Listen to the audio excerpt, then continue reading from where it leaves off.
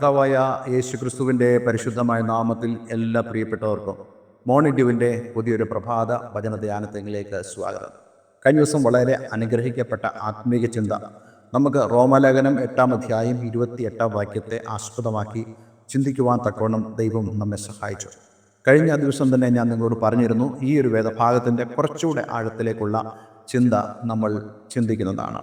അതിനുവേണ്ടി നമുക്ക് വീണ്ടും ദൈവവചനത്തിലേക്ക് കടന്നു വരാം.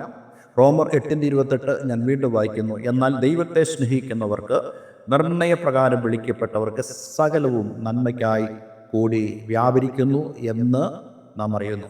ഇന്നലെ നമ്മൾ ചിന്തിച്ചത്, നാം ദൈവത്തെ സ്നേഹിക്കുമ്പോൾ, നാം ദൈവത്താൽ നിർണയപ്രകാരം വിളിക്കപ്പെടുമ്പോൾ നമ്മെ തന്നെ നാം സമർപ്പിച്ചതായ ഒരു അനുഭവത്തിലൂടെയാണ് നമ്മൾ കടന്നു പോകുന്നത്. ആ സമയം മുതൽ ദൈവത്തിൻ്റെ പരമാധികാരം നമ്മുടെ മേൽ ഉണ്ടായിരിക്കും. ഞാൻ ഈ വേദഭാഗം വായിക്കുമ്പോൾ എൻ്റെ ഹൃദയത്തിലേക്ക് വന്ന ധാരാളം ചിന്തകളുണ്ട്. അതിലൊരു ചിന്ത, ഈ ഒരു വേദഭാഗം പലരും അവരുടെ ജീവിതത്തിൻ്റെ നിരവധിയായ സാഹചര്യങ്ങളിൽ ഉച്ചരിക്കുന്നതായ വേദഭാഗമാണ്. ധാരാളം പ്രാർത്ഥിച്ചിട്ടും മറുപടി ലഭിക്കാതെ ദൈവം പ്രവർത്തിക്കുമോ എന്ന് സംശയിക്കുന്നതായ ആളുകൾ ഈ ഒരു വാക്യത്തിൽ ആശ്വാസം തേടാറുണ്ട്. അവർ വായിക്കുന്നു, അല്ലെങ്കിൽ അവർ പറയുന്നു, എല്ലാം നന്മയ്ക്കായി കൂടി വ്യാപരിക്കും, ദൈവത്തിന് ഇതിനുമേൽ നിയന്ത്രണമുണ്ട് എന്നുള്ളത്. പക്ഷേ നമ്മൾ മനസ്സിലാക്കേണ്ട ധാരാളം ദൃഷ്ടാന്തങ്ങൾ ദൈവത്തിൻ്റെ വചനത്തിലുണ്ട്. ഇവിടെ ദൈവത്തെ സ്നേഹിക്കുക, നിർണയപ്രകാരം വിളിക്കപ്പെടുക എന്നുള്ള കാര്യം കേവലം പുതിയ നിയമത്തിൻ്റെ ഒരു സന്ദേശം മാത്രമല്ല. പഴയ നിയമത്തിലും ദൈവത്തിൻ്റെ തെരഞ്ഞെടുപ്പിലൂടെയുള്ള ജനത്തോട് ദൈവം എങ്ങനെ ഇടപെട്ടു എന്നുള്ളത് നമുക്ക് കാണുവാൻ കഴിയുന്നുണ്ട്. അതിൽ വളരെ പ്രധാനപ്പെട്ട കാര്യമാണ് ഇസ്രയേൽ ജനം അവർ പ്രവാസത്തിലേക്ക് പോകപ്പെട്ടു. അവർ മിസ്രൈമിലേക്ക് അയക്കപ്പെട്ടു.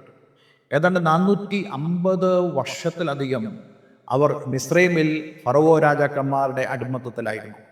പക്ഷേ അതൊക്കെ അവരുടെ ജീവിതത്തിൽ സംഭവിക്കുവാൻ ചില പ്രത്യേക കാരണങ്ങളുണ്ടായിരുന്നു. ആ കാരണങ്ങൾ എന്ന് പറയുന്നത് ദൈവത്തോടുള്ള അവരുടെ സമീപനത്തിൽ വന്നതായ പ്രശ്നങ്ങളിലാണ് ദൈവം അവരെ ശിക്ഷിച്ച് ഇങ്ങനെയുള്ള പ്രവാസങ്ങളിലേക്ക് അവരെ അയച്ചുകൊണ്ടിരുന്നത്. പക്ഷേ ജനം പ്രവാസത്തിലേക്ക് പോകുമ്പോഴും, ദൈവത്താൽ ശിക്ഷിക്കപ്പെട്ട് അപ്രകാരമുള്ള അടിമത്തങ്ങളിലേക്ക് അവർ കടന്നു പോകുമ്പോഴും സ്നേഹവാനായ ദൈവത്തെ അവർക്ക് അനുഭവിക്കാതിരിക്കാൻ കഴിഞ്ഞില്ല. എപ്പോഴും ആ ദൈവത്തിൻ്റെ സ്നേഹം അവരുടെ ശിക്ഷയുടെ അവസ്ഥകളിൽ പോലും അവർക്ക് അനുഭവിക്കാൻ കഴിഞ്ഞു എന്നുള്ളത് നമുക്ക് വിശുദ്ധ വേദോസ്തവത്തിൽ കാണുവാൻ കഴിയുന്നുണ്ട്. നമ്മുടെ ജീവിതത്തിൻ്റെ ഒക്കെ ഓരോരോ മേഖലകളിലും നമ്മൾ അനുഭവിക്കുന്നതായ പല പ്രശ്നങ്ങൾ, പല കാര്യങ്ങൾ, ഇതെല്ലാം തന്നെ നമുക്ക് എന്തുകൊണ്ട് സംഭവിക്കുന്നു? നമ്മൾ ഒരിക്കലും വിചാരിക്കരുത് ഞാൻ അതിന് അർഹനല്ല എന്നുള്ളത്. മറിച്ച് ജീവിതത്തിൽ നമുക്ക് സംഭവിക്കുന്ന, മറ്റൊരു തരത്തിൽ പറഞ്ഞാൽ നമ്മുടെ ഇഷ്ടപ്രകാരമല്ലാതെ നമ്മളിൽ സംഭവിക്കുന്ന പല കാര്യങ്ങൾ, പല ആളുകളും ഇങ്ങനെയുള്ള അവസരങ്ങളിൽ വളരെയധികം വിഷമമുള്ളവരാണ്. ദൈവത്തോട് പോലും അവർ മറുതലിക്കുന്നു, ദൈവത്തോട് പോലും പിറുപിറുക്കുന്നു, ദൈവമേ എന്താണ് എനിക്ക് ഇങ്ങനെ സംഭവിച്ചത്? പക്ഷേ നമ്മളൊരു കാര്യം മനസ്സിലാക്കണം, ദൈവം നമ്മുടെ ജീവിതത്തിൻ്റെ പരമാധികാരി ആയിരിക്കുന്നതോടൊപ്പം തന്നെ ദൈവം നമുക്ക് ഓരോരോ സന്ദർഭങ്ങളിലും ബാലശിക്ഷ നൽകുന്നുണ്ട്. എന്തിനാ ബാലശിക്ഷ? നമ്മൾ സാധാരണയായിട്ട് പാട്ട് പാടുമ്പോൾ ഇങ്ങനെ പാടാറുണ്ടല്ലോ, ബാലശിക്ഷ നൽകുമൻ അപ്പനെങ്കിലും ചേലടും തൻ സ്നേഹം കുറഞ്ഞു പോയിടാ, അല്ലേ? വിശുദ്ധ വേദപുസ്തകം പറയുന്നുണ്ട്, നമ്മൾ ബാലശിക്ഷ കൂടാതിരിക്കുന്നെങ്കിൽ നമ്മൾ ഒരിക്കലും ദൈവത്തിൻ്റെ മക്കളാകുന്നില്ല. ദൈവത്തിൻ്റെ മക്കളാകുന്നെങ്കിൽ നമുക്ക് തീർച്ചയായിട്ടും ദൈവം ബാലശിക്ഷ തരും. എന്തിനാ ബാലശിക്ഷ? നമ്മുടെ ജീവിതത്തിലെ അനുസരണക്കേടിന്, ദൈവത്തോടുള്ള ബന്ധത്തിൽ നമ്മൾ കാണിക്കുന്നതായ തെറ്റുകൾക്ക് ദൈവം എപ്പോഴും ബാലശിക്ഷ നൽകും. ആ ബാലശിക്ഷയുടെ ഭാഗമായി നമ്മുടെ ജീവിതത്തിൽ സംഭവിക്കുന്ന ധാരാളം വിഷയങ്ങളുണ്ട്. പഴയ നിയമത്തിൻ്റെ പശ്ചാത്തലത്തിൽ ശമൂവേൽ പ്രവാചകൻ പറഞ്ഞൊരു കാര്യമുണ്ട്, ഞാൻ പ്രാർത്ഥിക്കാതിരുന്നാൽ പാപം ചെയ്യുന്നു. അതായത് ഞാൻ പ്രാർത്ഥിക്കാതിരുന്നാൽ ഞാൻ ദൈവത്തോട് തെറ്റ് ചെയ്യുക, ദൈവത്തോട് സംസാരിക്കാതിരുന്നാൽ അത് എനിക്ക് ബാലശിക്ഷയ്ക്ക് കാരണമായി തീരുമെന്നുള്ളതാണ്. നമ്മൾ സാധാരണയായിട്ട് ചിന്തിക്കാറുണ്ട്, പ്രാർത്ഥിക്കാതിരുന്നാൽ എന്താ പ്രശ്നം, അല്ലെങ്കിൽ ദൈവത്തെ ആരാധിക്കാതിരുന്നാൽ എന്താണ് പ്രശ്നം, ദൈവിക കാര്യങ്ങളിൽ വിശ്വസ്തയോടെ പോയില്ലെങ്കിൽ എന്താ പ്രശ്നം? പലപ്പോഴും നമ്മൾ ചിന്തിക്കുന്ന കാര്യമുണ്ട്, ഞാൻ ദൈവിക കാര്യങ്ങളിൽ വേണ്ടത്ര ഉത്സാഹം കാണിക്കാത്ത വ്യക്തിയാണെങ്കിലും ദൈവം എന്നെ ഒന്നും ചെയ്യുന്നില്ല, ദൈവം എന്നെ ശിക്ഷിക്കുന്നില്ല എന്നൊക്കെ നമ്മൾ ചിന്തിക്കാറുണ്ട്. പക്ഷേ ഒരു കാര്യം നമ്മൾ മനസ്സിലാക്കണം, ദൈവത്തിന് മുമ്പാകെയാണ് നമ്മൾ അപ്രകാരം ആയിരിക്കുന്നെങ്കിൽ തീർച്ചയായിട്ടും ദൈവം ആ വിഷയത്തിൽ നമ്മളോട് ഇടപെടുവാനിടയായിത്തീരും. നമ്മുടെ ജീവിതത്തിൽ കടന്നു വരുന്നതായ പല ബാലശിക്ഷകൾക്കും കാരണം ഇങ്ങനെയുള്ള തെറ്റുകളാണെന്ന് നമ്മൾ തിരിച്ചറിയണം. ഇസ്രായേൽ ജനത്തിന്റെ ജീവിതത്തിൽ അതുണ്ടായിരുന്നു. പക്ഷേ ദൈവത്തിന്റെ സ്നേഹം അവരെ മിസ്രയീമിൽ നിന്നും വിടുവിപ്പാനും, എന്നാൽ അതേ സമയം തന്നെ ജനത്തിന്റെ പിറുപിറുപ്പ്, ദൈവത്തോടുള്ള മറുതലിപ്പ്, ദൈവമാക്കി വെച്ച ലീഡർഷിപ്പിനെതിരെ അവർ മത്സരിച്ചത്, ഇതെല്ലാം തന്നെ അവരെ വീണ്ടും വീണ്ടും കുഴപ്പത്തിലേക്ക് കൊണ്ട് ചാടിക്കാനിടയായി തീർന്നു. പക്ഷെ അപ്പോഴും ഞങ്ങൾ നശിച്ചു പോകുന്നു എന്ന് പറയുമ്പോഴും മരുഭൂമിയിൽ വന്നപ്പോൾ വെള്ളമില്ലാത്ത അവസ്ഥ അവർ നേരിട്ട് അവരുടെ കുഞ്ഞുകുട്ടികളും അതുപോലെ അവരുടെ കൂടെയുള്ള വൃദ്ധന്മാരായ ആളുകൾ അല്ലെങ്കിൽ വൃദ്ധകളായ ആളുകളുടെ പ്രയാസങ്ങളൊക്കെ കണ്ടിട്ട് വളരെ നിരാശപ്പെടേണ്ട അവസ്ഥകൾ വന്നിട്ട് പോലും ദൈവത്തിൻ്റെ സ്നേഹം അവരിൽ കുറഞ്ഞില്ല എന്ന് മാത്രമല്ല, ആ സമയങ്ങളിൽ ജനം ദൈവത്തോട് നിലവിളിക്കുന്ന സന്ദർഭത്തിൽ ദൈവം അവരുടെ പ്രാർത്ഥന കേട്ട് അവർക്ക് വേണ്ടി അവരുടെ ദോഷങ്ങളെ, വെള്ളമില്ലാത്തതായ അവസ്ഥകൾ, പാറയിൽ നിന്ന് വെള്ളം വരാത്തതായ അനുഭവങ്ങൾ, ആഹാരമില്ലാത്തതായ അവസ്ഥകൾ, ശത്രുക്കൾ അവർക്കെതിരായി യുദ്ധം ചെയ്യുന്നതായ അവസ്ഥകളിൽ ദൈവം അതിനെല്ലാം നന്മയ്ക്കാക്കി തീർത്തുവെന്ന് നമുക്ക് വിശുദ്ധ വേദപുസ്തകത്തിൽ കാണുവാൻ കഴിയുന്നുണ്ട്. ഒരു ഉദാഹരണം കൂടെ ഞാൻ പറയാൻ ആഗ്രഹിക്കുന്നു. ഒരിക്കൽ ശിംശോൻ എന്ന ന്യായാധിപനായ മനുഷ്യൻ തനിക്ക് ഒരു ഭാര്യ എടുക്കാൻ വേണ്ടി അവൻ തിമ്നയ്ക്ക് പോകുമ്പോൾ വഴിയിൽ വെച്ച് അവൻ്റെ നേരെ ഒരു സിംഹം കടന്നു വന്നു. നമ്മൾ പറയും അത് ദോഷമാണ്, കാരണം അത് ശിംശോനെ കടിച്ചു കീറി കൊന്നു കളയും. പക്ഷെ ദൈവം എന്ത് ചെയ്തു? ആ സിംഹത്തെ ഒരു നന്മയാക്കി ശിംശോന് മാറ്റി തീർത്തു. ശിംശോൻ അതിനെ ഒരു ആട്ടിൻകുട്ടിയെ പോലെ അടിച്ചു കൊന്നു എന്നും, അതേപോലെ തന്നെ മടങ്ങി വരുമ്പോൾ ആ സിംഹത്തിന്റെ ഉടലിൽ നിന്നും തേൻ കഴിച്ചുവെന്നും നമുക്ക് കാണാൻ കഴിയുന്നുണ്ട്. അതായത് ദൈവം ഇങ്ങനെയാണ് എപ്പോഴും ചെയ്യുന്നത്. നമ്മുടെ ജീവിതത്തിൽ കടന്നു വരുന്നതായ ധാരാളം പ്രശ്നങ്ങളുണ്ട്. അത് ദൈവം അറിയാതിരിക്കുന്നില്ല, ദൈവം അറിയുന്നു. പക്ഷെ അതിനെല്ലാം നന്മയ്ക്കാക്കി തീർക്കുവാൻ കഴിയുന്നതായ ഒരു ദൈവമുണ്ട്.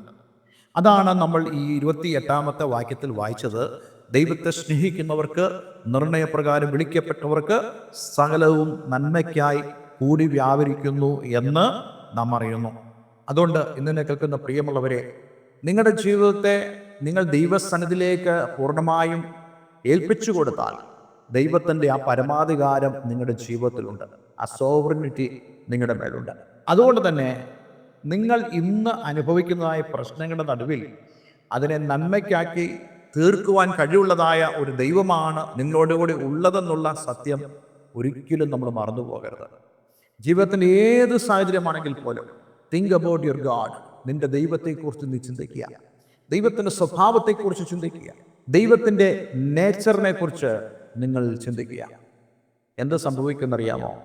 അവിടെ നമുക്ക് ഉറപ്പോടെ, ആത്മവിശ്വാസത്തോടെ, സന്തോഷത്തോടെ ജീവിക്കുവാൻ സാധിക്കും. എന്ന് മാത്രമല്ല, ദൈവത്തിൻ്റെ മഹത്വം നിങ്ങളുടെ ജീവിതത്തിൽ ഓരോ ദിവസവും വെളിപ്പെടുന്നത് നിങ്ങൾക്ക് അനുഭവിച്ചറിയാൻ കഴിയും.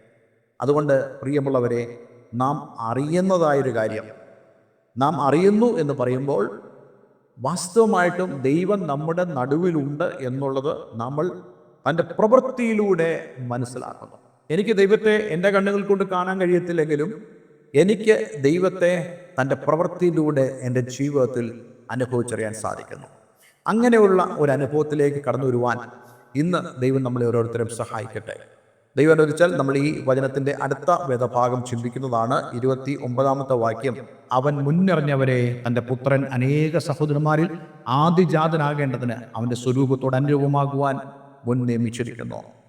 ഈ ഒരു വേദഭാഗം നമ്മൾ അടുത്ത ദിവസം ചിന്തിക്കുന്നതാണ്. എന്നാൽ അതിനു മുമ്പായിട്ട് ദൈവത്തിൻ്റെ ആ പരമാധികാരത്തിൻ്റെ മുമ്പാകെ ദൈവത്തിന് നന്ദി പറഞ്ഞുകൊണ്ട് നമ്മുടെ ജീവിതത്തിലെ ഓരോരോ വിഷയങ്ങളുടെ നടുവിലും നാം ദൈവത്തോട് പ്രാർത്ഥിക്കുമ്പോൾ, ദൈവസ്ഥലം നിലവിളിക്കുമ്പോൾ, നമ്മുടെ പാപങ്ങളെ ഏറ്റുപറയുമ്പോൾ ദൈവം നമുക്ക് വേണ്ടി പ്രവർത്തിക്കുന്ന ദൈവവും, അതേപോലെ തന്നെ ഇന്ന് നമ്മൾ ദോഷകരമെന്ന് കാണുന്നതായ വിഷയങ്ങളുടെ നടുവിൽ അതിനെ നന്മയ്ക്കാക്കി തീർക്കുവാൻ ശക്തിയുള്ളതായ ഒരു ദൈവം.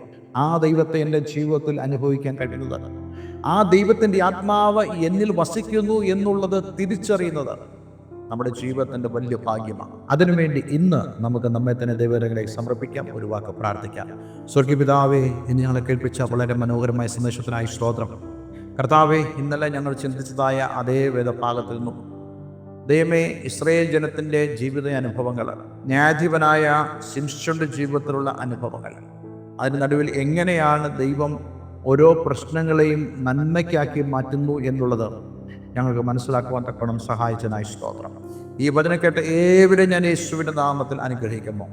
പ്രാർത്ഥന കേട്ടതിന് നന്ദി. യേശു ക്രിസ്തുവിൻ നാമത്തിൽ തന്നെ. ആമേൻ, ആമേൻ. ഇന്നത്തെ ദൈവവചനം നിങ്ങളുടെ ജീവിതത്തിൽ വളരെ അനുഗ്രഹപ്രദമായി തീർന്നു ഞാൻ വിശ്വസിക്കുന്നു. ഈ സ്ക്രീനിൽ കാണുന്ന ഫോൺ നമ്പറിൽ ഞങ്ങളെ വിളിക്കുക. എല്ലാവരും ദൈവം അനുഗ്രഹിക്കട്ടെ. Have A nice day. God bless you all.